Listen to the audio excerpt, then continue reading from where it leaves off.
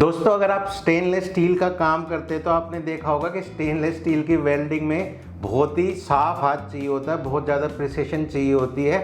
थोड़ी सी भी अगर वेल्डिंग स्लो हो जाए, थोड़ा सा भी हाथ गलत चल जाए तो वेल्डिंग पीस ख़राब हो जाता है, उसमें डिस्टोर्शन आ जाती है, अकड़न आ जाती है, टेढ़ापन आ जाती है। और अगर आपकी वेल्डिंग करने में 5 मिनट लग रहे हैं तो उसी पीस की फिनिशिंग करने में आधा घंटा तक लग सकता है। या लड़के ने 1 घंटा वेल्डिंग करी, फिनिशिंग करने में पूरा दिन जा रहा है। स्टील की वेल्डिंग में अक्सर ऐसा होता है। तो दोस्तों अगर मैं आपको एक ऐसी टेक्निक बता दूं, ऐसी एक मशीन के बारे में बता दूं जिसमें आपकी वेल्डिंग बहुत ही ज़्यादा फास्ट हो और जो उसकी फिनिशिंग का काम है वो बहुत ही ज़्यादा कम हो जाए, तो वो मशीन आपकी स्टील इंडस्ट्री के लिए कैसी रहेगी। तो दोस्तों इस वीडियो में हम एक इसी तरह की मशीन के बारे में बात करेंगे। अगर आप स्टील का काम करते हैं तो वो वाली वेल्डिंग मशीन आपके लिए बेस्ट है। किसी भी स्टील इंडस्ट्री के लिए वो वाली वेल्डिंग मशीन एकदम से बेस्ट है। तो दोस्तों हम बात कर रहे हैं लेज़र वेल्डिंग मशीन के बारे में।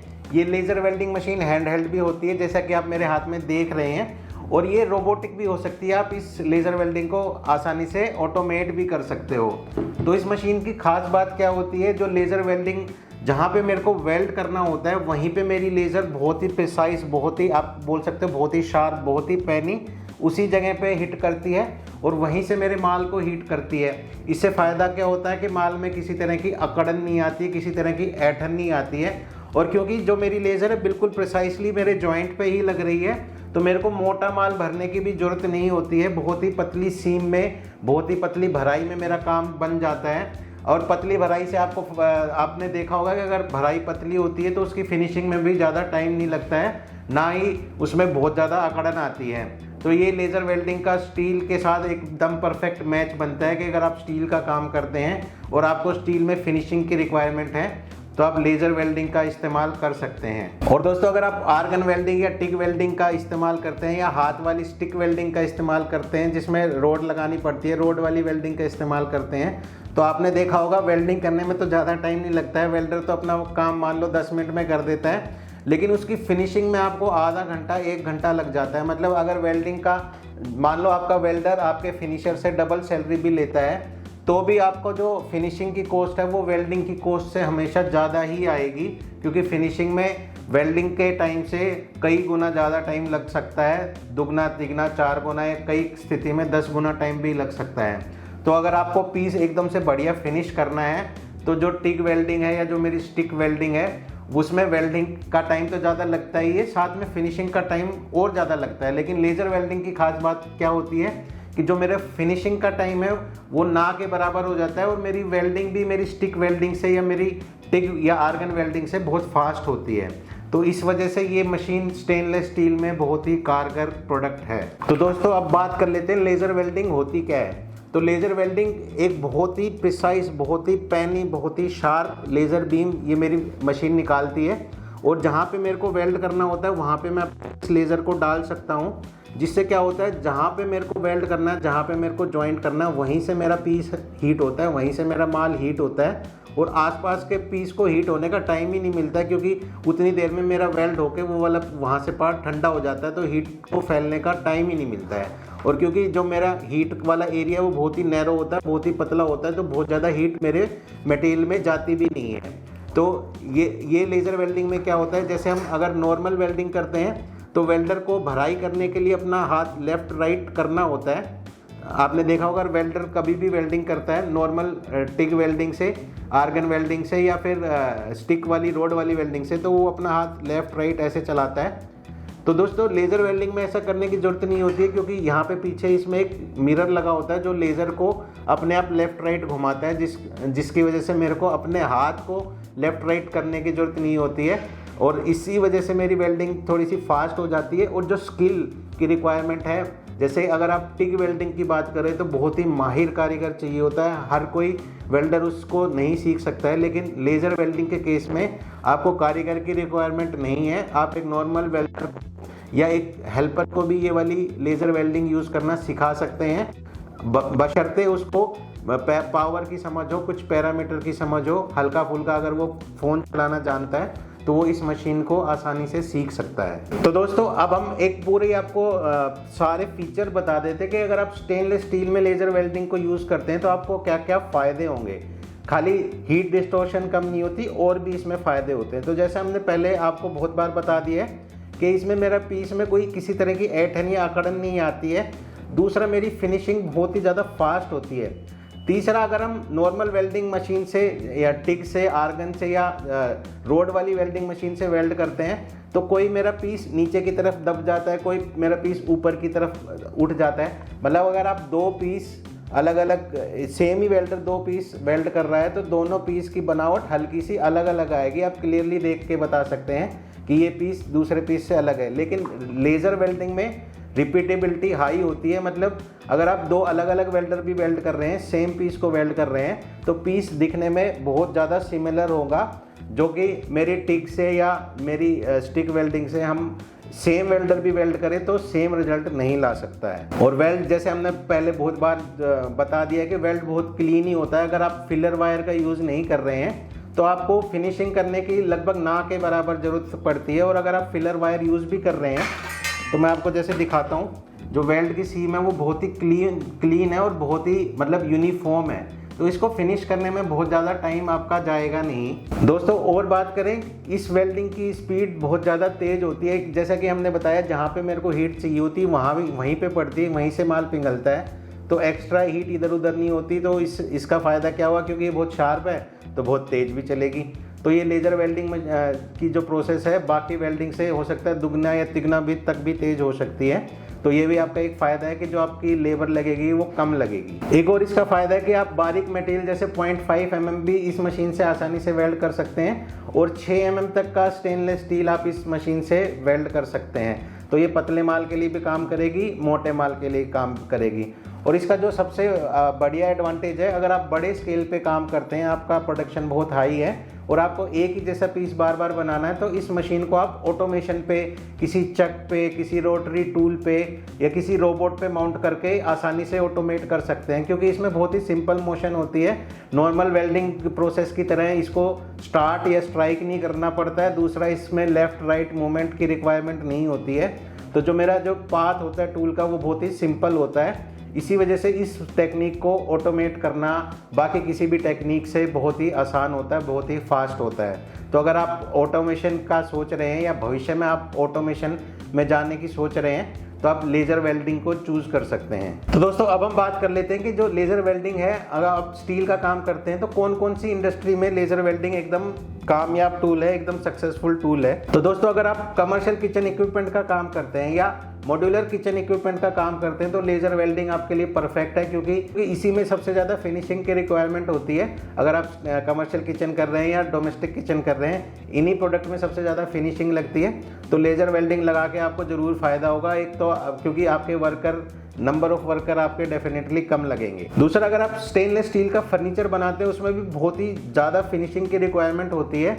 तो हमारे बहुत सारे कस्टमर ऐसे हैं जो लेज़र वेल्डिंग लगा के स्टेनलेस स्टील का फर्नीचर बनाते हैं। तो अगर आप स्टेनलेस स्टील का किसी भी तरह का फर्नीचर बनाते हैं, टेबल या किसी भी तरह का फर्नीचर बनाते हैं, तो आपको ये वाली मशीन ज़रूर लगानी चाहिए। तो दोस्तों, एक और इम्पोर्टेंट फील्ड है, अगर आप किसी तरह के कैबिनेट बनाते हैं स्टील के, तो भी ये वाली मशीन आप आंख बंद करके लगा सकते हैं। उसके अलावा अगर आप स्टेनलेस स्टील के डेकोरेटिव आइटम बनाते हैं तो डेकोरेटिव आइटम में भी लेज़र वेल्डिंग बहुत ही कामयाब मशीन है। तो दोस्तों, मोटा मोटा हमने अभी वो वाली इंडस्ट्री कवर करी जहाँ पे फिनिशिंग की बहुत ज़्यादा रिक्वायरमेंट होती है और मटेरियल भी थिन होता है, 0.5, 0.8, 1 mm, लास्ट 2 mm तक होता है। उन इंडस्ट्रीज़ में मेरी लेज़र वेल्डिंग एक परफेक्ट मशीन है। इसके अलावा बाकी किस इंडस्ट्री में यूज़ हो सकती है, हम आगे उसके बारे में भी बात करेंगे। और इस मशीन को आप कैसे परचेज़ कर सकते हैं, क्या इस मशीन की कॉस्ट होती है, उसके बारे में भी आपको थोड़ा सा डिस्कस करेंगे। तो दोस्तों, वीडियो में आप आखिर तक बने रहिएगा। तो दोस्तों, इन इंडस्ट्रीज़ के अलावा और किन इंडस्ट्री में ये मशीन यूज़ होती है, अब हम उसकी बात कर लेते हैं। तो दोस्तों, जैसे आप स्टेनलेस स्टील के टैंक बनाते हो, सिंक बनाते हो या कोई हाइजीन का केमिकल रखने के कोई प्रोडक्ट बनाते हो स्टेनलेस स्टील के, जैसे 316 के केमिकल के वेसल्स बनते हैं, तो उनमें आपने देखा होगा कि सीम नहीं होनी चाहिए, सीम बिल्कुल ना के बराबर होनी चाहिए, नहीं तो हाइजीन के इशू आ जाते हैं या क्लीन करने में इशू आते हैं। तो उस तरह का अगर आप प्रोडक्ट बनाते हैं तो भी आपको लेज़र वेल्डिंग का इस्तेमाल करना चाहिए, क्योंकि आपकी बहुत सारी लेबर बचेगी और आपका प्रोडक्ट जो बेसिक रिक्वायरमेंट है कि उसको साफ़ करना आसान हो, वो वाली रिक्वायरमेंट भी आप बहुत ही आसानी से मीट कर पाओगे। क्योंकि दोस्तों इस तरह की इंडस्ट्री में एक क्लीन वेल्ड होना एक ऑप्शन नहीं है, आपकी एक रिक्वायरमेंट है। चाहे आपका पीस दिखे भी ना तो भी उसकी जो वेल्ड की सीम है वो बिल्कुल साफ़ होनी चाहिए, बिल्कुल बराबर एक सार होनी चाहिए। तो लेज़र वेल्डिंग इस तरह के काम में एक परफेक्ट मशीन है। और दोस्तों आप दूसरे तरह के इक्विपमेंट बनाते हैं, जैसे आप फार्मा के इक्विपमेंट बनाते हैं या मेडिकल लाइन के इक्विपमेंट बनाते हैं या इलेक्ट्रॉनिक प्रोसेसिंग के इक्विपमेंट बनाते हैं जहाँ पे क्लीन रूम की जैसे रिक्वायरमेंट है। तो अगर आप स्टेनलेस स्टील का क्लीन रूम बनाते हैं तो उसमें जो लेज़र वेल्डिंग मशीन है वो आप एक तरह से बोल सकते हैं एक मस्ट टूल है, क्योंकि वहाँ पे भी मेरे को सीम बिल्कुल स्मूथ सीम चाहिए होती है। तो वहाँ पे जो मेरी लेज़र वेल्डिंग है स्टेनलेस स्टील के लिए एक बिल्कुल परफेक्ट टूल है। दोस्तों इसके अलावा अगर आप गाड़ियों के पुर्जे बनाते हैं, ऑटो पार्ट्स बनाते हैं, या आप एक ऑटो पार्ट मैन्युफैक्चरर हैं या BEV का काम करते हैं, इलेक्ट्रिक व्हीकल का काम करते हैं या इलेक्ट्रिक व्हीकल के कंपोनेंट बनाते हैं जो कि स्टेनलेस स्टील से बने होते हैं, तो उस काम के लिए भी आपको लेज़र वेल्डिंग का कोई तोड़ नहीं है, क्योंकि ये पार्ट अक्सर 0.5 mm से लेके 4-5 mm के होते हैं, जहाँ पे मेरी लेज़र वेल्डिंग एकदम सॉलिड कामयाब मशीन है। दोस्तों वहीं अगर आप आर्किटेक्चर से रिलेटेड सामान बनाते हैं, इंटीरियर का सामान बनाते हैं, रेलिंग या डेकोरेटिव काम करते हैं, तो वहाँ पे भी लेज़र वेल्डिंग एक परफेक्ट टूल है। बहुत सारे अपने ऐसे कस्टमर हैं जो आर्किटेक्ट के साथ काम करते हैं, उन्हीं के लिए प्रोडक्ट बनाते हैं, तो वो उनके लिए हम हमेशा सजेस्ट करते हैं आप एक लेज़र वेल्डिंग ज़रूर लगाएं, आपको बहुत ही फ़ायदा देगी। क्योंकि इस तरह के काम में एक तो आपको फिनिशिंग बढ़िया चाहिए होती है, पीस एकदम बराबर होना चाहिए। हमने अक्सर देखा है कि जब आप नॉर्मल वेल्डिंग से वेल्ड करते हैं तो पीस थोड़ा ऊपर नीचे आगे पीछे हो जाता है। लेज़र वेल्डिंग में अगर आप सावधानी से काम करें तो उस तरह की गलती होने का कम चांस है। तो दोस्तों हमने लेज़र वेल्डिंग की बहुत तारीफ़ कर दी, अब हम आपको ये भी बताएंगे कि कहाँ हमारी laser welding machine stainless steel की इंडस्ट्री में इतनी कामयाब नहीं है। जैसे आप कोई आउटडोर स्ट्रक्चरल पार्ट बना रहे हैं, कोई ब्रिज का सेक्शन बना रहे हैं जहाँ पे हमें बहुत ज़्यादा फिलर मटेरियल डालना होता है, तो वहाँ पे मेरी लेज़र वेल्डिंग काम की नहीं है। इसके अलावा अगर आप कोई ऐसी स्ट्रक्चर बना रहे हैं जिसमें जो वेल्ड की सीम में बहुत ज़्यादा गैप है, अच्छे से कटा हुआ पीस नहीं है और मेरे को वेल्ड से भर के ही मेरे पीस को बनाना है, तो वहाँ पे भी लेज़र वेल्डिंग अपनी इतनी कामयाब नहीं है। आप नॉर्मल वेल्डिंग, टिग वेल्डिंग वहाँ पे इस्तेमाल कर सकते हैं। तो दोस्तों अब हम लेज़र वेल्डिंग मशीन के बारे में बात कर लेते हैं। जो लेज़र वेल्डिंग मशीन है वो किलोवाट के हिसाब से पावर में आती है। जैसे ये 1 किलोवाट या 1200 वाट से शुरू होके आमतौर पर 3 किलोवाट तक जाती है। 3 किलोवाट की मशीन 6 से 8 mm स्टेनलेस स्टील वेल्ड कर सकती है। कुछ कस्टमर की खास रिक्वायरमेंट होती है कि उन्हें 10 या 12 mm का स्टेनलेस स्टील वेल्ड करना और उनको बहुत ही प्रिसाइज जोड़ चाहिए, तो वैसे कस्टमर 6 किलोवाट की मशीन के बारे में भी सोच सकते हैं। मशीन के साथ आपको लेज़र का सोर्स और उसका कूलिंग सिस्टम पूरा सेटअप मिलता है। हालांकि इस मशीन के साथ आपको अर्थिंग भी करवानी होती है। तो ये हमने मशीन के बारे में बेसिक बता दिया है। और ये जो इस लेज़र वेल्डिंग में जो सोर्स यूज़ होते हैं आमतौर पर वो फाइबर लेज़र सोर्स होते हैं, मतलब उन सोर्स को किसी तरह की कोई ख़ास मेंटेनेंस की रिक्वायरमेंट नहीं होती है। तो ये हमने आपको लेज़र वेल्डिंग मशीन के बारे में थोड़ा सा ब्रीफ में बताया। अब हम इसकी कॉस्ट की बात कर लेते हैं। तो लेज़र वेल्डिंग का जो दाम है वो लगभग 3.25 लाख से शुरू होता है और हायर पावर में इसका दाम 8-9 लाख रुपए तक जाता है। तो दोस्तों अब जो मैंने प्राइस बताया ये हैंड हेल्ड टाइप की मशीन के बारे में।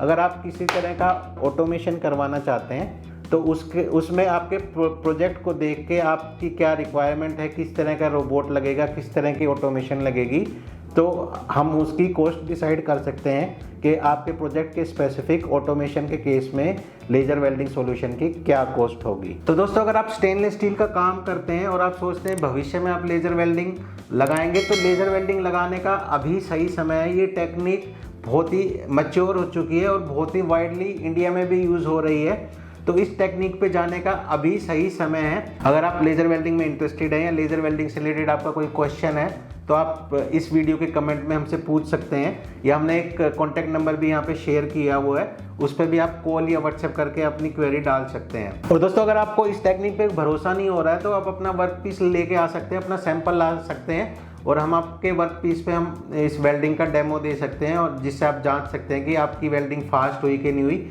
आपकी वेल्डिंग क्वालिटी इंप्रूव हुई कि नहीं हुई।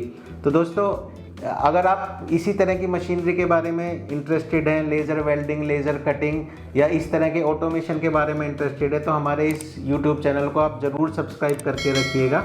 ये इस चैनल पे हम समय समय पे इसी तरह की जानकारी आपको देते रहेंगे, जो कि आपको किसी वेबसाइट पे या किसी और यूट्यूब चैनल पे नहीं मिलेगी। हमारे वीडियो देखने के लिए धन्यवाद। Thank you.